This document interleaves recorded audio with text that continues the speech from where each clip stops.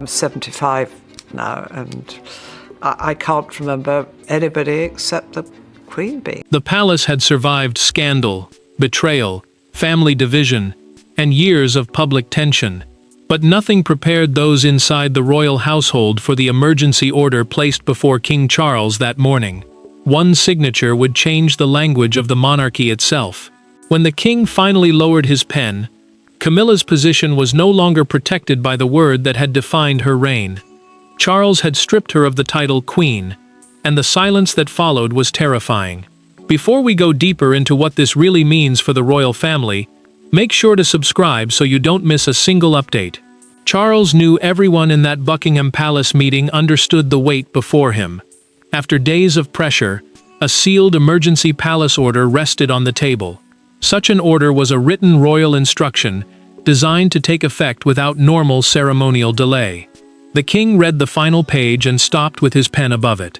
He was not confused. He knew exactly what the words would do to his wife. Grief pulled at him, but determination held his hand steady. The decision was brutally clear. King Charles signed the order, removing the title Queen from Camilla's palace status and future royal references. The change separated her from the senior authority palace staff had connected with that designation. Titles mattered because they shaped access, influence, and how royal instructions were treated. Charles understood the cost. Still, the monarch lowered his pen and signed. Camilla froze when the notification reached her private sitting room. She read it once, then again. The queen consort placed the page down and asked an aide to repeat the central sentence aloud. When the words were spoken, shock turned into humiliation. She asked whether Charles had approved it personally. The aide hesitated, then answered yes. Her husband had signed it himself. Charles marked the order for immediate execution, so palace departments began changing Camilla's internal status before the family could intervene.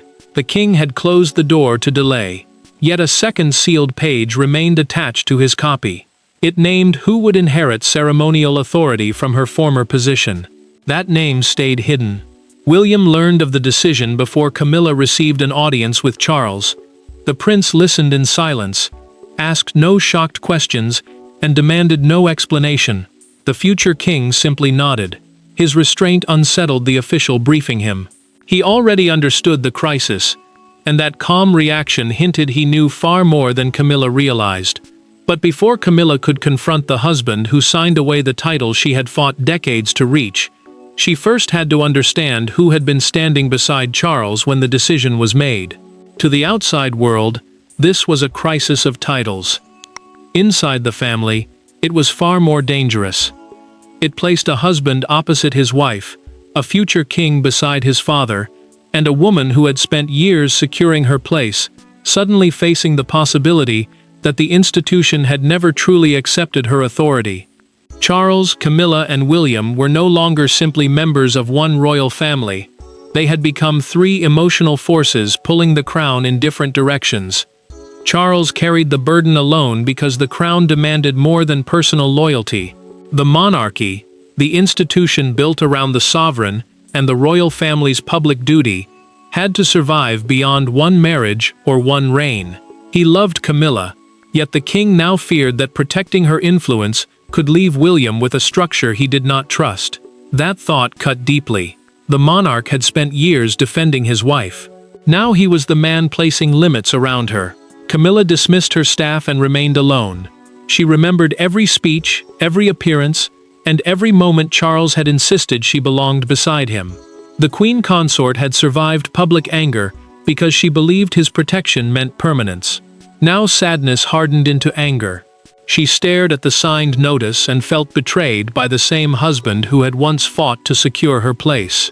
William chose his words carefully when he met his father. The prince told Charles that protecting the monarchy did not make the decision painless. He knew the emergency order would wound Camilla and change the family. The king looked at his son and answered quietly that pain was sometimes proof a decision was real. Neither man celebrated. Both understood why the choice mattered. One was defending the crown he held, while the other would inherit whatever remained. William had not drafted the order. Yet Charles had privately asked whether the future king could inherit the current arrangement unchanged. The prince refused to say yes.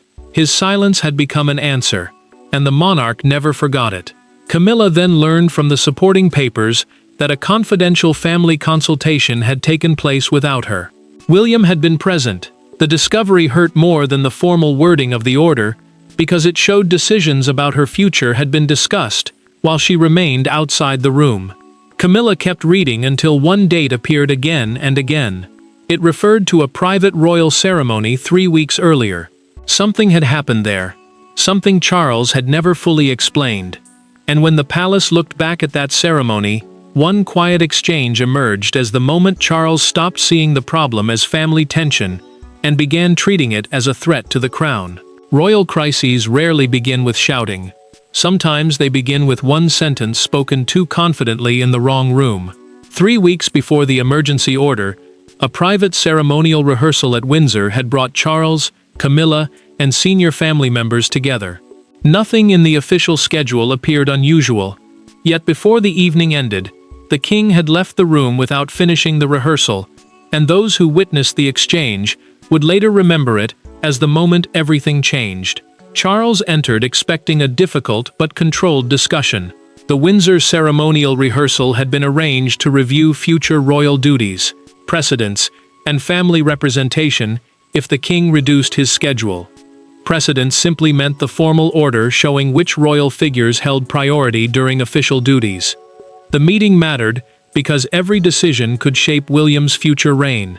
Camilla believed the discussion would strengthen her place beside her husband, while the prince attended because several proposed responsibilities would eventually fall directly to him. Camilla listened until the conversation turned to William's future authority. Then she interrupted. The queen consort declared that no major family ceremonial change should proceed, while the queen remains the senior voice beside the king. She placed unmistakable weight on the word queen. Charles looked at his wife. William said nothing. The room changed in a single breath because her statement no longer sounded like support for the monarch. It sounded like a claim to separate influence. Charles asked the question quietly. Was Camilla speaking as his partner, or was she asserting independent authority over the succession framework? That framework meant the planned structure guiding future royal roles as power moved toward the next reign. She refused to withdraw her words. The king waited, giving his wife another chance. Camilla held her position. His expression hardened, but beneath it was shock. William remained still throughout the exchange. The prince neither challenged her nor defended her. Yet his silence disturbed Charles more than anger might have done. The future king was watching carefully, measuring where Camilla's influence ended and sovereign authority began. For the first time, the monarch understood that his son had started questioning the arrangement itself. Charles closed his folder. He ended the rehearsal early and asked everyone except William to leave. When the door shut, the king faced his son without advisors or family between them. Then came the question that changed everything. Can this arrangement survive me? William's answer never appeared in the documented meeting notes. But within 48 hours, Charles ordered a private review of Camilla's title-linked palace authority. 3 weeks later, Camilla would walk into Charles's private room, knowing none of this, and discover that the argument she thought had ended at Windsor had followed her all the way to an emergency royal order. There were no cameras, no courtiers standing between them, no polished statement prepared to soften the blow. When Camilla entered Charles's private room, she carried the emergency notice in one hand and closed the door herself. The king did not rise. For several seconds, husband and wife simply looked at one another across the silence. Then she placed the paper on his desk and asked the only question that mattered. "You signed it?" Camilla had demanded the meeting the moment she confirmed Charles had personally approved the removal of her queen designation. The emergency palace framework was the internal process allowing urgent royal instructions to move forward without normal delay. That mattered because the decision was already active. She was not trying to stop a proposal. She was confronting a husband who had already changed her place inside the institution. Charles kept every aide outside. The king believed they had to speak first as husband and wife, before facing each other again as monarch and consort, the royal partner who stands beside the sovereign. Camilla stared at him and accused him of reducing years of loyalty to a single document. He answered that the order did not erase their marriage. She cut him off. The palace, she said, had never separated love from status when the crown found their relationship useful. Camilla then spoke William's name. Charles stood. The monarch told her not to make his son the villain of a decision he had signed himself. The queen consort's anger cracked. She asked why he had not warned her. Her voice no longer carried fury alone. It carried hurt. She had survived years of judgment beside him. Yet when the deepest blow came, her husband had allowed paper to speak first. Charles finally told her what happened after Windsor. During their recorded private conversation, he said he had planned to confront her following the rehearsal. But her refusal to reconsider the authority she claimed convinced him that advance warning would begin another internal battle. The king believed hesitation would only deepen the crisis. Camilla noticed the second sealed page beneath his hand. She asked whose name was written there. Charles moved it slowly out of reach. The monarch said the next decision was not hers to approve. Camilla rose. Before leaving, she warned him that removing a title would not erase the people who had helped build her position. Charles did not hesitate. That is precisely what the review has found. Because the emergency order was never only about one word, it was about a hidden structure of influence that Charles had finally decided to dismantle. The signature shocked the family, but the machinery behind it had been moving in silence. Charles had not awakened one morning and suddenly turned against Camilla. Weeks of private files, duty lists, ceremonial requests, and disputed palace decisions had been placed before him. Yet the most important moment came not inside a committee room, but late one evening, when the king read a single summary alone, and realized his personal protection of Camilla had created a problem only he could correct. Charles had commissioned a confidential review after the Windsor rehearsal. The review was a private examination of royal duties and authority, designed to show who was making decisions and how those instructions moved through the palace. The king wanted one answer: which powers had become informally attached to Camilla's queen status? That question mattered because palace influence could grow quietly, not through law, but through repeated habit. The findings disturbed him. Palace staff had increasingly treated Camilla's preferences as automatic instructions, even when Charles's direct approval had never been recorded. The queen consort had not signed sovereign orders, yet requests linked to her office were sometimes followed as though the monarch had already agreed. That confusion threatened the line between personal influence and royal authority. Charles read the final summary alone. He removed his glasses and placed them beside the folder. The king remained silent for several minutes. His disappointment was not aimed only at Camilla. He blamed himself. By protecting his wife from conflict, the monarch had allowed uncertainty to grow around the very authority he was supposed to keep clear. William found his father exhausted later that evening. The prince told him no emergency order could make the family forget the human cost. Charles admitted something painful. He had protected peace inside his marriage for so long that he might have created confusion inside the monarchy. The future king did not answer immediately. He understood that his father was no longer defending a decision. He was admitting a failure. The order therefore went deeper than a title. It separated ceremonial affection from constitutional-style influence, meaning the power connected to official royal decision-making. Charles wanted warmth to remain personal, but authority had to be clearly controlled. Then came the second sealed page. Catherine's name stood inside it. The Princess of Wales would gradually receive selected family hosting and continuity duties, once linked to Camilla's senior position. The decision was not presented as a victory, it was a transfer of responsibility. Charles authorized the first duty change before Camilla's confrontation had even ended. Sophie received the updated schedule and one instruction: deliver it personally. By nightfall, the order had stopped being words on paper, because Camilla was about to see the first part of her old royal life physically removed from her hands. The true weight of losing power is rarely felt when a document is signed. It arrives later, in smaller moments. A changed name on a schedule. A meeting invitation that no longer comes. A folder, carried past one door and delivered to another. For Camilla, the emergency order became real the following morning, when Sophie entered with a revised ceremonial file, and quietly explained that an engagement Camilla expected to lead had been reassigned by direct instruction of the king. Camilla already knew palace departments had begun carrying out Charles's decision. Internal ceremonial references were being changed, and duties tied to her removed title were being separated from her office.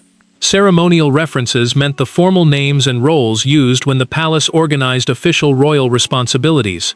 The change mattered because influence inside the monarchy was often felt through access, scheduling, and who was trusted to stand at the center of major family events. Sophie carried the revised file because Charles had refused to let an unknown official deliver the first consequence. The trusted confidant understood why. A family member could speak with care where a formal messenger could only read instructions. She placed the folder before Camilla and explained that one major family hosting duty had been reassigned. Camilla opened the file. Catherine's name was there. The queen consort kept her fingers on the page. She did not turn it. She did not look at Sophie. Then came 5 quiet words. He did not even wait a day. Sophie felt the humiliation in the room, but she refused to celebrate it. She told Camilla she had not come to judge her. The trusted confidant said the new schedule was an instruction, not a victory. Camilla finally looked up. Kindness from someone carrying away her duties, she said, felt sharper than open hostility. Sophie then explained another part of Charles's order. Several transfers were still coming, but the king had personally blocked any attempt to remove Camilla from private family life. The monarch was drawing a brutal line. Marriage would remain personal, while royal authority would be controlled separately. That distinction mattered because Charles was not erasing his wife. He was limiting the power attached to her palace position. Camilla asked the question she had been holding back. Had Catherine requested the duty? Sophie answered no. The Princess of Wales had initially resisted accepting any responsibility that might appear to rise from another woman's fall. But Charles had insisted the transfer was about continuity, meaning the steady passing of royal duties from one generation to the next. That evening, Catherine requested a private meeting with Camilla. No Charles, no Sophie, no aides. For the first time since the order was signed, Camilla would sit across from the woman now inheriting part of her royal space, and neither could hide behind Charles. The meeting lasted less than an hour, but it changed the emotional direction of the crisis. Catherine arrived without a private secretary. Camilla dismissed her remaining aide. When the door closed, there were no schedules, no palace lawyers, and no king to explain his order.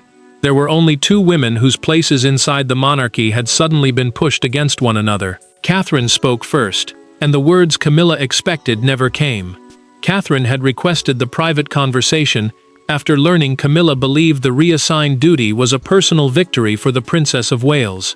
A private secretary was the senior aide who normally helped organize royal work and official communication. Yet she had left that protection outside. No notes would be taken. No advisor would shape the wording later. Camilla understood what that meant. Whatever happened now would belong only to them. Catherine told her directly that she had not asked Charles to remove the title. She would not pretend the humiliation was easy to watch either. Camilla listened, then answered sharply. Accepting the transferred duties still made her part of the result. The queen consort said sympathy changed nothing when another woman was stepping into the space she had just lost. Catherine did not retreat. The Princess of Wales admitted that refusing the king's order would create another family crisis. The crown, meaning the monarchy as a continuing institution beyond one person, could not survive endless arguments over every transfer of responsibility. She would not apologize for preparing to serve its future. Her quiet resolve unsettled Camilla, because it was not cruel, it was firm. Camilla finally said what had wounded her most. She revealed it during that private conversation, speaking without aids or a written statement. Losing the word queen had hurt, but learning Charles had feared speaking to her before signing had hurt more. The Windsor confrontation had broken something deeper. For the first time, she admitted that the king had stopped trusting how she would react. Catherine let the silence hold. Then she told Camilla that dignity could not be restored by fighting for an old title. It could still be protected by choosing what happened next. The princess watched as she looked away, and slowly closed the duty folder beside her. Camilla made one final request. She wanted to speak with Charles again. This time, she said, she would not ask him to reverse the order.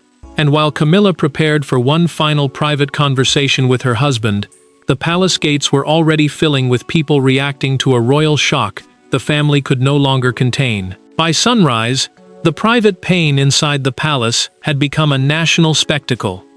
Broadcasters abandoned their planned schedules. Newspaper editors tore up front pages. Outside royal residences, strangers gathered beneath a cold morning sky, staring at their phones and debating a decision none of them had expected to witness.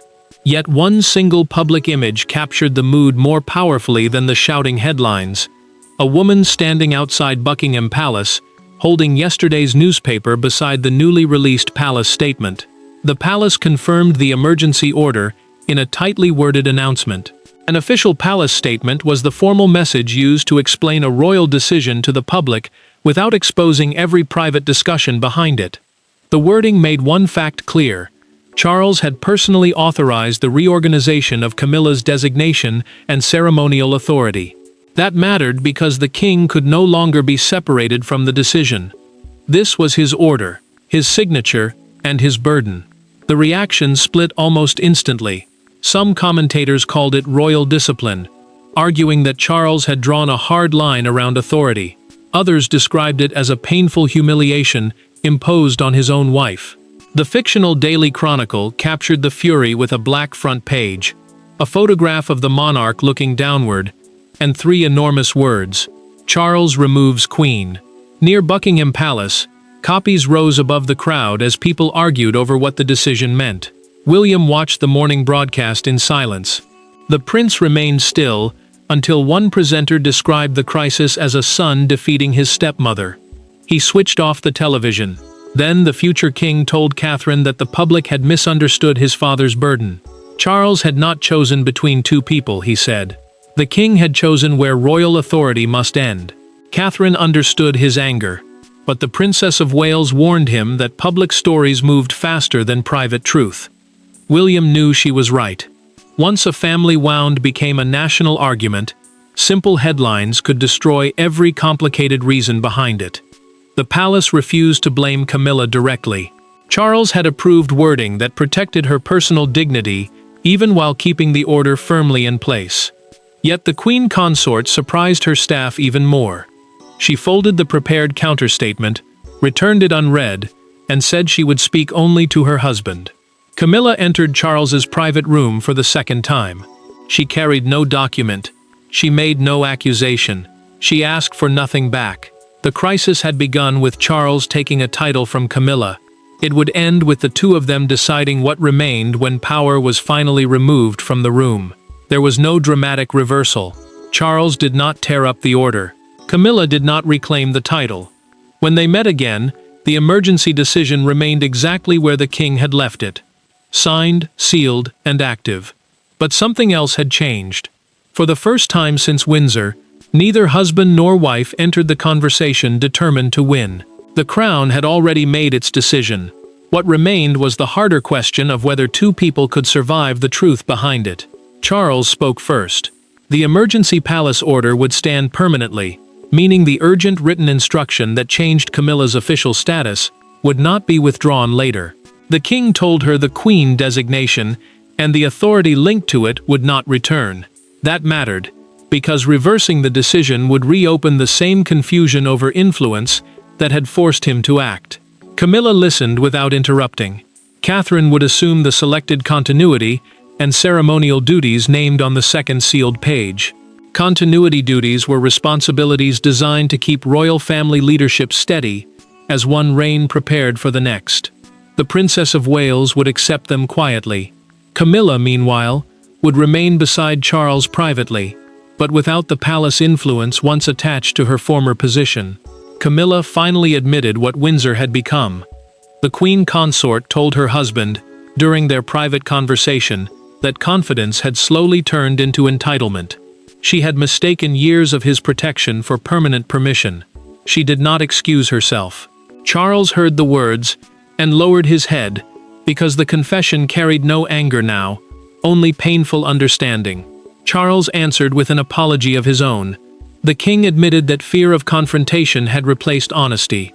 Signing the order had been his responsibility, but waiting until a crisis forced the truth was also his failure. He had protected temporary peace and allowed deeper mistrust to grow. Charles reached across the table and took Camilla's hand. He returned no document. The monarch restored no title. The gesture meant something harder. The marriage could survive, but only under boundaries the crown would no longer blur. William accepted the outcome without celebration. Catherine began her responsibilities without calling the transfer a victory. Sophie supported the transition, while Camilla stepped away from the disputed duties without launching another fight. Each understood the cost. The verdict was final. Charles proved that love could not define royal authority without limits. Camilla lost the word she believed secured her place, yet preserved her family by accepting the truth. The crown survived because the king chose duty. Their marriage survived because both finally chose honesty. And so the palace emergency ended not with a restored title or a triumphant winner, but with a harder royal truth. Charles had removed the word queen from Camilla's authority, and in doing so, he drew the clearest line of his reign between the woman he loved and the crown he was sworn to protect. Thanks for watching. Please don't forget to like and subscribe, and we will see you in next one.